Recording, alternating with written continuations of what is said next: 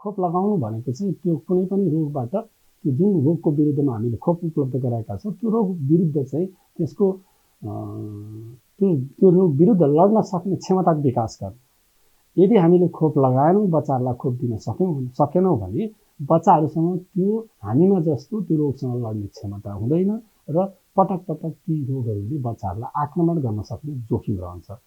त्यसो हुँदाखेरि बच्चाहरू बिरामी हुन सक्छन्। सँगसँगै बिरामी मात्र होइन, कतिपय हामीले जुन खोप लगाउनु पर्छ भनेका छौँ ती खोपहरू नलगाएको अवस्थामा त्यो रोगहरू लागेको बेलामा हामीले नचाहेको अप्रिय घटना बालबालिकाहरूको मृत्यु पनि हुनसक्छ। त्यसकारण यसबाट जोगाउने हो र बालबालिकाहरूलाई चाहिँ रोगी हुनबाट जोगाउने हो भने चाहिँ हामीले खोप लगाउनु पर्ने हुन्छ।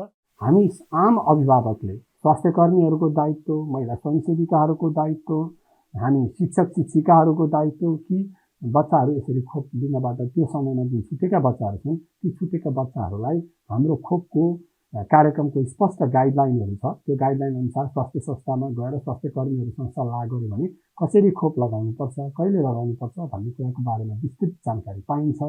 तसर्थ मेरो यसमा चाहिँ हामीले खोप सेवा उपलब्ध गराउने कुरा हामी अगाडि गरिरहेका छौँ, तदारुकता देखाइरहेका छौँ भने आम अभिभावकहरूलाई चाहिँ म के अपिल गर्न चाहन्छु भने तपाईँको यही यसबाट कि आफ्ना बच्चाहरू यदि त्यतिखेर खोप लगाएका छैनन् भने उनीहरूमा रोग लाग्न सक्ने जोखिम जिउका ट्युब रहेको छ। त्यसकारण उनीहरूलाई सुरक्षा प्रदान गर्नको लागि नजिकको स्वास्थ्य संस्था र स्वास्थ्य कर्मीसँग चाहिँ सल्लाह गरेर छिटोभन्दा छिटो खोप लगाउने बन्दोबस्त गर्नुहुन चाहिँ म अनुरोध गर्न चाहन्छु।